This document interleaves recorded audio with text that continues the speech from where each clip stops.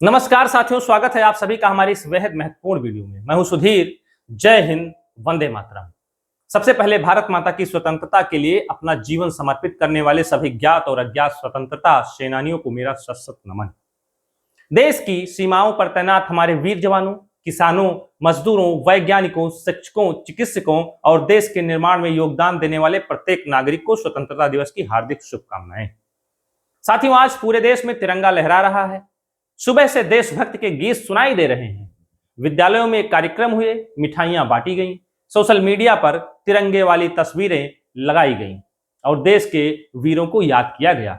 लेकिन आज शाम मैं आपके सामने कोई सामान्य भाषण देने नहीं आया हूं। मैं आपके दिल से एक सवाल पूछने आया हूं और यह सवाल जितना देश से जुड़ा है उतना ही हमारे अपने जीवन से भी जुड़ा है। सवाल है, भारत आजाद है, हमारा देश आजाद है, लेकिन क्या हम वास्तव में आजाद हैं? जरा रुक कर सोचिएगा।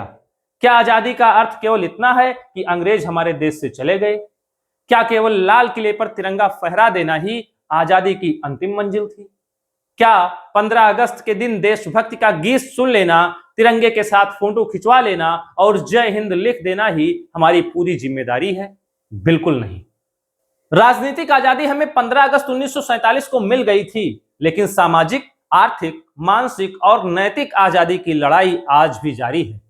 अंग्रेजों की गुलामी से हमें हमारे स्वतंत्रता सेनानियों ने मुक्त करा दिया, लेकिन गरीबी, भ्रष्टाचार, जातिवाद, नफरत, अशिक्षा, बेरोजगारी, नशे, डर, झूठी खबरों और संकीर्ण सोच की गुलामी से हमें कौन मुक्त कराएगा? इसका उत्तर किसी एक प्रधानमंत्री, मुख्यमंत्री, सांसद या अधिकारी के पास नहीं है। इसका उत्तर हमारे और आपके पास है। साथियों, आज की पीढ़ी ने गुलामी नहीं देखी। हमने वो समय नहीं देखा जब अपने ही देश में भारतीयों को दोयम दर्जे का नागरिक समझा जाता था। हमने वो पीड़ा महसूस नहीं की जब भारतीयों को अपनी बात कहने, अपने अधिकार मांगने और अपने देश का निर्णय लेने की स्वतंत्रता नहीं थी। आज हम स्वतंत्र हवा में सांस ले रहे हैं क्योंकि कभी किसी भगत सिंह ने हंसते हंसते फांसी का फंदा चूम लिया था।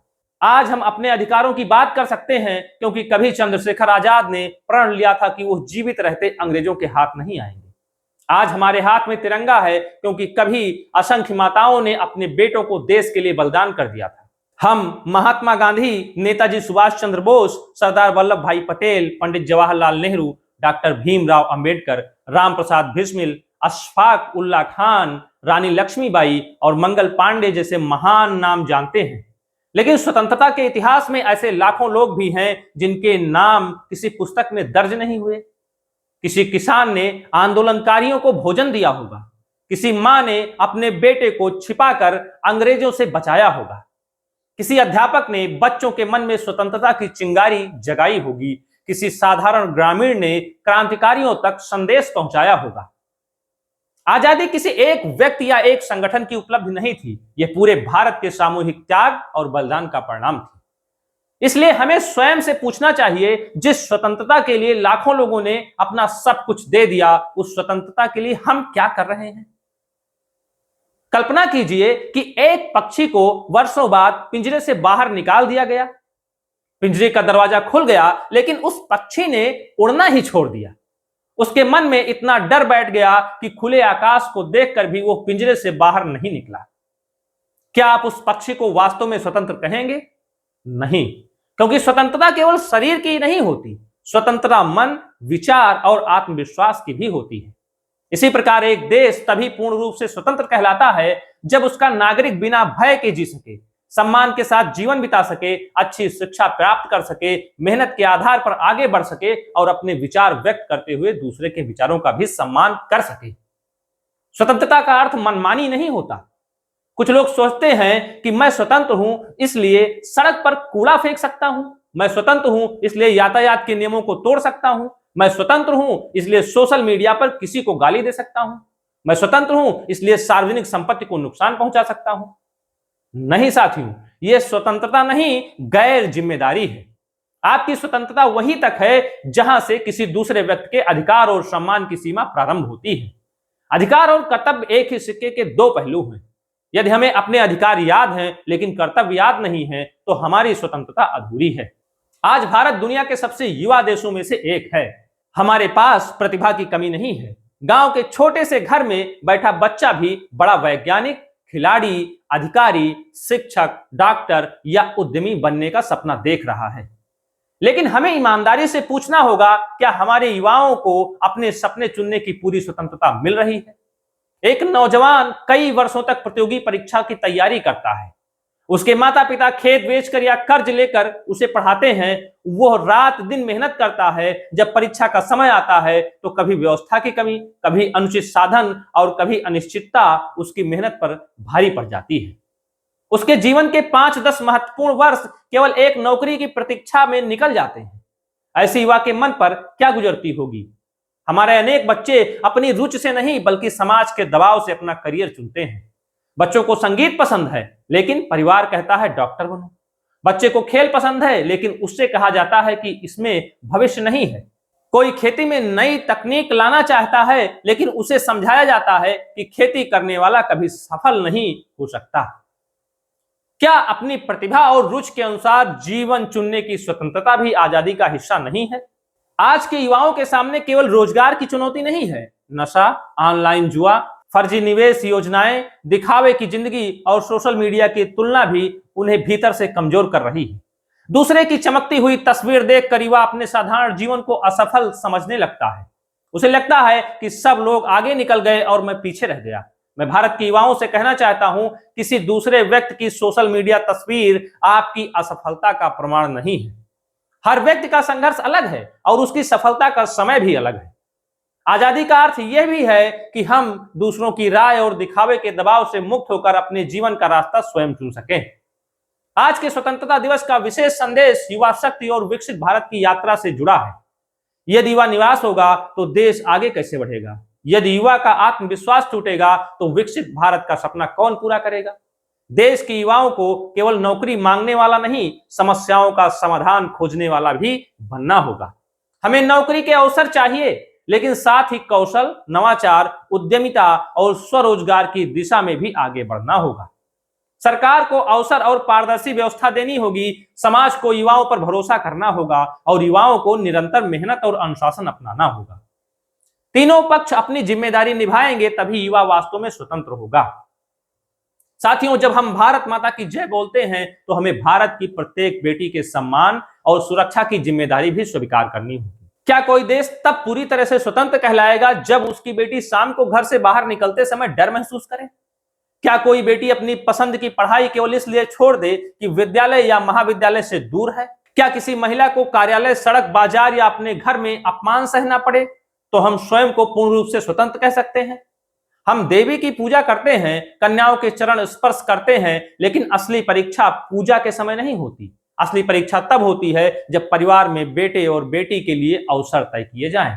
बेटे से कहा जाता है दुनिया देखो, आगे बढ़ो, अपना भविष्य बनाओ, लेकिन कभी कभी बेटी से कहा जाता है इतना पढ़कर क्या करोगी, अकेले बाहर मत जाना, यह काम लड़कियों का नहीं है। हमें इस सोच को बदलना होगा। बेटी को सुरक्षा देने का अर्थ उसे चार दीवारी में बंद करना नहीं है। सुरक्षा का अर्थ ऐसा समाज बनाना है जहां वह निर्भय होकर आगे बढ़ सके। हर माता पिता अपने बेटे को केवल सफल बनना न सिखाएं, उसे महिलाओं का सम्मान करना भी सिखाएं। विद्यालयों में बच्चों को केवल अंक प्राप्त करना न सिखाया जाए, बल्कि समानता, संवेदनशीलता और मर्यादा का पाठ भी पढ़ाया जाए। जिस दिन भारत की प्रत्येक बेटी बिना भय के अपने सपनों की दिशा में आगे बढ़ सकेगी, उस दिन हमारी आजादी और अधिक पूर्ण होगी। जरा सोचिए उस किसान के बारे में जो कड़ी धूप में हमारे लिए अन्न पैदा करता है, लेकिन मौसम खराब होने पर उसकी पूरी फसल नष्ट हो जाती है। उस मजदूर के बारे में सोचिए जो शहर की बड़ी बड़ी इमारतें बनाता है, लेकिन उसके अपने परिवार के पास पक्का घर नहीं होता। उस माता पिता के बारे में सोचिए जिनका बच्चा बीमार हो जाए तो इलाज के खर्च की चिंता उनकी नींद छीन लेती है। उस परिवार के बारे में सोचिए जो महीने की शुरुआत में राशन, बच्चों की फीस, बिजली का बिल, दवा और कर्ज की किस्त का हिसाब लगाता है। कानून की दृष्टि से ये सभी नागरिक स्वतंत्र हैं, लेकिन आर्थिक चिंता ने उनके जीवन को जकड़ रखा है। आर्थिक स्वतंत्रता का अर्थ यह नहीं कि हर व्यक्ति करोड़पति बन जाए। इसका अर्थ है कि मेहनत करने वाले व्यक्ति को सम्मानजनक आय मिले, बीमारी आने पर उसका परिवार बर्बाद ना हो, बच्चे की प्रतिभा केवल पैसे की कमी के कारण दब न जाए। वृद्ध माता पिता को अपने इलाज के लिए दूसरों के सामने हाथ न फैलाना पड़े। एक विकसित भारत की पहचान केवल बड़ी इमारतों, चौड़ी सड़कों और नई तकनीक से नहीं होगी। उसकी असली पहचान इस बात से होगी कि सबसे कमजोर नागरिक का जीवन कितना सुरक्षित और सम्मानजनक है। विकास की ट्रेन तेज गति से दौड़े, यह अच्छी बात है, लेकिन हमें यह भी सुनिश्चित करना होगा कि देश का गरीब, किसान, मजदूर और ग्रामीण व्यक्ति प्लेटफॉर्म पर छूट न जाए। अंग्रेज देश छोड़कर चले गए, लेकिन क्या हमारे मन से गुलामी पूरी तरह चली गई? आज भी कई बार हम विदेशी वस्तु देखकर उसे श्रेष्ठ मान लेते हैं और भारतीय वस्तु को बिना परखे घटिया समझ लेते हैं। अंग्रेजी बोलने वाले व्यक्ति को अधिक बुद्धिमान और अपनी मातृभाषा बोलने वाले को कम पढ़ा लिखा मान लिया जाता है। भाषा ज्ञान का माध्यम है, योग्यता का प्रमाण नहीं। हमें दुनिया की हर अच्छी भाषा और तकनीक सीखनी चाहिए, लेकिन अपनी भाषा, संस्कृति और पहचान पर शर्म नहीं करनी चाहिए।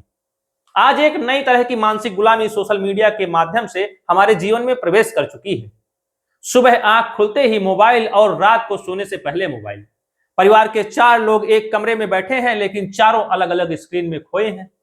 हम दूर बैठे अनजान व्यक्ति की पोस्ट पर प्रतिक्रिया देते हैं, लेकिन पास बैठे अपने माता पिता का हाल पूछने का समय नहीं निकालते। मोबाइल हमारा उपकरण था, लेकिन धीरे धीरे हम मोबाइल के उपकरण बनते जा रहे हैं। सोशल मीडिया कंपनियां हमारा ध्यान चाहती हैं, इसलिए हमें वही सामग्री बार बार दिखाई जाती है जो हमें क्रोधित करे, उत्तेजित करे या लंबे समय तक स्क्रीन से जोड़े रखे।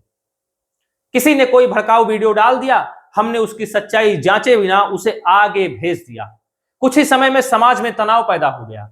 याद रखिए, गलत सूचना को आगे भेजने वाला व्यक्ति केवल एक संदेश फॉरवर्ड नहीं करता, वो समाज में अविश्वास और नफरत भी आगे बढ़ाता है। डिजिटल आजादी का अर्थ मोबाइल छोड़ देना नहीं है। इसका अर्थ है कि मोबाइल हमारे नियंत्रण में रहे, हम मोबाइल के नियंत्रण में ना रहें। हर जानकारी पर तुरंत विश्वास मत कीजिए, उसका स्रोत जांचिए। भाषा पर ध्यान दीजिए। यदि कोई पोस्ट आपको किसी समाज, धर्म या व्यक्ति से तुरंत नफरत करने के लिए उकसा रही है, तो 1 मिनट रुकिए और स्वयं से पूछिए, कहीं कोई मेरे गुस्से का इस्तेमाल तो नहीं कर रहा? सोचने वाला नागरिक ही वास्तव में स्वतंत्र नागरिक होता है। हम गर्व से कहते हैं, भारत विविधताओं का देश है। हमारी भाषाएं अलग हैं, पहनावा अलग है, भोजन अलग है, पूजा पद्धतियां अलग हैं, लेकिन हमारा देश एक है और हमारा तिरंगा एक है। स्वतंत्रता संग्राम में किसी क्रांतिकारी ने अपने साथी से यह नहीं पूछा था कि तुम्हारी जात क्या है या तुम किस धर्म को मानते हो। उनके सामने केवल एक पहचान थी, हम भारतीय हैं। रामप्रसाद बिस्मिल और अशफाक उल्लाह खान की मित्रता हमें बताती है कि देशभक्ति धर्म की दीवारों से कहीं ऊपर होती है। आज हमें स्वयं से पूछना होगा, क्या हम उस एकता को मजबूत कर रहे हैं या छोटी छोटी बातों पर समाज को बांट रहे हैं? देश से प्रेम करने का अर्थ किसी दूसरे धर्म, जात या भाषा से नफरत करना नहीं है। आप अपने धर्म को मानिए, अपनी परंपराओं पर गर्व कीजिए, लेकिन दूसरे के विश्वास और सम्मान की रक्षा भी कीजिए। यही भारत की आत्मा है। मतभेद होना स्वाभाविक है। लोकतंत्र में विचार अलग हो सकते हैं, लेकिन विचार अलग होने का अर्थ यह नहीं है कि सामने वाला व्यक्ति हमारा दुश्मन हो गया। यदि कोई व्यक्ति हमारे पसंदीदा नेता से प्रश्न पूछता है, तो वह देशद्रोही नहीं हो जाता। यदि कोई व्यक्ति हमारी बात से सहमत नहीं है, तो वो हमारा शत्रु नहीं बन जाता। सरकारें आती जाती रहेंगी, राजनीतिक दल बदलते रहेंगे, लेकिन समाज और देश हमेशा रहेंगे। इसीलिए राजनीति हमारे रिश्तों से बड़ी नहीं होनी चाहिए। तिरंगे में केवल एक रंग नहीं है, अलग अलग रंग मिलकर ही तिरंगा पूरा बनाते हैं। उसी तरह विभिन्न विचारों, भाषाओं और संस्कृतियों से मिलकर भारत बनता है। साथियों, भ्रष्टाचार पर बात करते समय हम अक्सर केवल बड़े अधिकारियों और नेताओं को दोष देते हैं। भ्रष्ट व्यवस्था पर कार्रवाई अवश्य होनी चाहिए, लेकिन हमें अपने व्यवहार का भी ईमानदारी से मूल्यांकन करना होगा। हम कहते हैं देश में भ्रष्टाचार बहुत है, लेकिन अपना काम जल्दी कराने के लिए पैसे देने को तैयार हो जाते हैं। हम कहते हैं नियम सबके लिए बराबर होने चाहिए, लेकिन चालान होने पर पहचान खोजने लगते हैं। हम चाहते हैं कि अधिकारी ईमानदार हो, लेकिन स्वयं गलत जानकारी देकर लाभ लेने में संकोच नहीं करते। हम चाहते हैं कि सड़क साफ हो, लेकिन कूड़ा अपनी गाड़ी से निकालकर सड़क के किनारे फेंक देते हैं। हम कहते हैं सरकारी विद्यालय अच्छे होने चाहिए, लेकिन विद्यालय की दीवार या सार्वजनिक संपत्ति खराब होते देख चुप रहते हैं। याद रखिए, भ्रष्टाचार केवल रुपए का लेन देन नहीं है। जिम्मेदारी से बचना, झूठा प्रमाण पत्र लगाना, काम के समय लापरवाही करना और सार्वजनिक संसाधनों का दुरुपयोग करना भी भ्रष्ट आचरण है। देश केवल संसद और सरकारी कार्यालयों से नहीं बनता, देश हमारे घर, विद्यालय, खेत, दुकान, सड़क और कार्यस्थल से बनता है। जब शिक्षक पूरी ईमानदारी से पढ़ाता है तब देश मजबूत होता है। जब चिकित्सक गरीब मरीज का संवेदनशीलता से इलाज करता है तब देश मजबूत बनता है। जब दुकानदार सही वजन देता है तब देश मजबूत होता है। जब अधिकारी बिना रिश्वत के नागरिक का काम करता है तब देश मजबूत होता है। जब नागरिक लाल बत्ती पर रुकता है, भले ही वहां कोई पुलिसकर्मी ना हो, तब देश मजबूत होता है। ईमानदारी वो नहीं है जो कैमरे के सामने दिखाई जाए, ईमानदारी वो है जो अकेले में भी हमारे व्यवहार का हिस्सा बनी रहे। हम अपने मौलिक अधिकारों की बात करते हैं और करनी भी चाहिए। संविधान हमें समानता, स्वतंत्रता और गरिमा के साथ जीने का अधिकार देता है, लेकिन संविधान हमें कुछ कर्तव्य भी याद दिलाता है।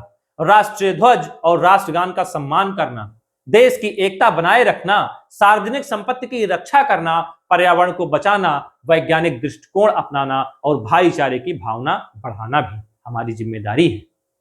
देशभक्त केवल सीमा पर जाकर युद्ध लड़ना नहीं है, प्रत्येक नागरिक अपने स्थान पर रहकर देशभक्त हो सकता है। एक विद्यार्थी मन लगाकर पढ़ता है और नकल नहीं करता, यह देशभक्ति है। एक किसान जहरीले रसायनों का अनुचित उपयोग रोकता है, यह देशभक्ति है।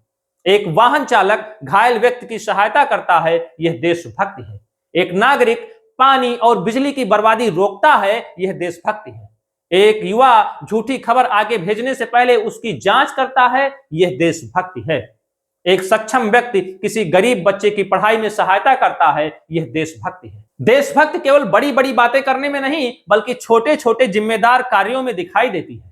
आजादी के 100 वर्ष पूरे होने पर वर्ष 2047 में भारत कैसा होगा, यह आज लिए गए हमारे निर्णयों पर निर्भर करेगा। विकसित भारत वो होगा जहां किसी बच्चे की शिक्षा उसके माता पिता की आर्थिक स्थिति से तय नहीं होगी, जहां किसान सम्मान और आधुनिक तकनीक के साथ खेती करेगा, जहां बेटियां पूरी तरह सुरक्षा और स्वतंत्रता के साथ पढ़ेंगी तथा नेतृत्व करेंगी, जहां युवा नौकरी के लिए भटकने के साथ साथ नए अवसर पैदा करने में भी सक्षम होगा, जहां शहरों के साथ साथ गांव में भी अच्छी सड़क, शिक्षा, स्वास्थ्य, इंटरनेट और रोजगार उपलब्ध होंगे, जहां विकास प्रकृति को नष्ट करके नहीं बल्कि प्रकृति के साथ संतुलन बनाकर होगा, जहां धर्म और जाति लोगों को लड़ाने का साधन नहीं बल्कि नैतिकता और सेवा की प्रेरणा बनेंगे, जहां राजनीति में मतभेद होंगे लेकिन मनभेद नहीं होंगे, जहां भारत दुनिया से सीखेगा लेकिन अपनी पहचान खोकर नहीं। साथियों, वर्ष 2047 कोई बहुत दूर का समय नहीं है।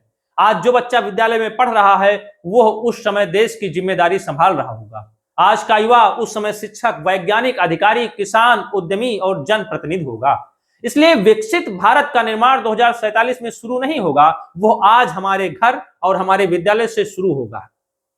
अगर आज हम अपने बच्चे को ईमानदारी सिखाएंगे तो 2047 में हमें ईमानदार अधिकारी मिलेगा। अगर आज हम उसे महिलाओं का सम्मान करना सिखाएंगे तो 2047 में सुरक्षित समाज मिलेगा। अगर आज हम उसे जाति और धर्म के ऊपर उठकर इंसान से प्रेम करना सिखाएंगे तो 2047 में एकजुट भारत मिलेगा। अगर आज हम उसे मेहनत, कौशल और वैज्ञानिक सोच सिखाएंगे तो 2047 में हमें आत्मनिर्भर भारत मिलेगा। आज इस पवित्र अवसर पर आइए केवल शुभकामनाएं देकर आगे न बढ़े, अपने जीवन में 5 छोटे लेकिन महत्वपूर्ण संकल्प लें। मैं किसी भी व्यक्ति से उसकी जाति, धर्म, भाषा या आर्थिक स्थिति के कारण नफरत नहीं करूंगा। मैं सोशल मीडिया पर कोई भी संदिग्ध या भड़काऊ जानकारी बिना जांच के आगे नहीं भेजूंगा। मैं सार्वजनिक संपत्ति, पर्यावरण, पानी और बिजली की रक्षा करूंगा। मैं अपने कार्य क्षेत्र में ईमानदारी बरतूंगा और गलत काम को सामान्य मानकर स्वीकार नहीं करूंगा। मैं कम से कम एक जरूरतमंद बच्चे, बुजुर्ग या असहाय व्यक्ति की यथासंभव सहायता करूंगा। यदि भारत के करोड़ों लोग इन 5 छोटी छोटी बातों को अपने जीवन में अपना ले तो देश बदलने के लिए किसी चमत्कार की आवश्यकता नहीं पड़ेगी। जो भी साथी इस समय लाइव जुड़े हैं, मैं आपसे एक सवाल पूछना चाहता हूं। आपकी दृष्टि में भारत को अभी किस गुलामी से सबसे पहले आजाद होने की जरूरत है? भ्रष्टाचार, बेरोजगारी, नशा, जातिवाद, महिलाओं के प्रति अपराध, अशिक्षा या सोशल मीडिया की गलत जानकारी? कमेंट में अपनी बात जरूर लिखिए। आपका विचार केवल एक कमेंट नहीं है, हो सकता है कि आपकी बात किसी दूसरे व्यक्ति को सोचने पर मजबूर कर दे। और दूसरा सवाल, आप देश को बदलने के लिए अपने व्यक्तिगत जीवन में कौन सा एक बदलाव करेंगे? हम अक्सर कहते हैं कि देश बदलना चाहिए, लेकिन देश कोई हमसे अलग वस्तु नहीं है। हम बदलेंगे तभी देश बदलेगा। यदि हम चाहते हैं कि लोग यातायात नियमों का पालन करें तो शुरुआत हमें करनी होगी। यदि हम चाहते हैं कि समाज में नफरत कम हो तो अपने शब्दों में प्रेम हमें लाना होगा। यदि हम चाहते हैं कि भ्रष्टाचार समाप्त हो तो गलत रास्ते से अपना काम कराने से हमें मना करना होगा। यदि हम चाहते हैं कि हमारे बच्चों का भविष्य अच्छा हो तो उन्हें केवल पैसा कमाना नहीं, अच्छा मनुष्य बनना भी सिखाना होगा। साथियों, आज रात जब आप अपने घर पर लहराते हुए तिरंगे को देखें तो उसके 3 रंगों को केवल रंग मत समझिए। केसरिया रंग हमें साहस और त्याग की याद दिलाता है। सफेद रंग हमें सत्य, शांति और ईमानदारी का संदेश देता है। हरा रंग हमें समृद्धि, विश्वास और निरंतर प्रगति की प्रेरणा देता है। बीच का अशोक चक्र हमें बताता है कि जीवन और देश को लगातार आगे बढ़ते रहना चाहिए। रुक जाना पतन की शुरुआत है और निरंतर कर्म प्रगति का रास्ता है। आज हम स्वतंत्र हैं क्योंकि हमारे पूर्वजों ने अपने वर्तमान का बलिदान हमारे भविष्य के लिए कर दिया था।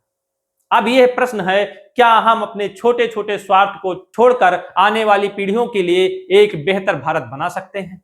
सीमा पर खड़ा सैनिक हमसे यह नहीं पूछता कि हम किस जाति या धर्म के हैं, वो पूरे भारत की रक्षा करता है। खेत में अन्न उगाने वाला किसान यह नहीं पूछता कि उसका अनाज किस विचारधारा वाले व्यक्ति के घर जाएगा। सूरज जब निकलता है तो वो अमीर और गरीब में भेद नहीं करता। हवा जब चलती है तो वो हिंदू, मुस्लिम, सिख या ईसाई देखकर सांस नहीं देती। फिर हम इंसान एक दूसरे में इतना भेद क्यों करते हैं? देश नक्शे पर बनी हुई केवल एक सीमा नहीं है। देश वो बूढ़ी माँ है जिसका बेटा सीमा पर तैनात है। देश वो किसान है जो बारिश की प्रतीक्षा में आकाश की ओर देख रहा है।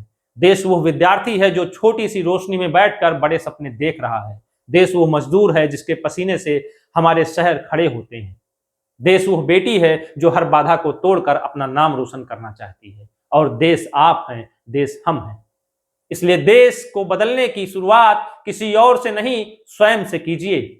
आज तिरंगा अपने घर पर जरूर लगाइए, लेकिन उससे भी अधिक आवश्यकता है कि तिरंगे के मूल्यों को अपने चरित्र में उतारिए। हम अपने मन को नफरत से आजाद करें, हम अपने व्यवहार को भ्रष्टाचार से आजाद करें, हम अपनी बेटियों को भय से आजाद करें, हम अपने युवाओं को निराशा और नशे से आजाद करें, हम अपने समाज को जातिवाद और भेदभाव से आजाद करें, हम अपनी सोच को झूठी सूचनाओं और मानसिक गुलामी से आजाद करें।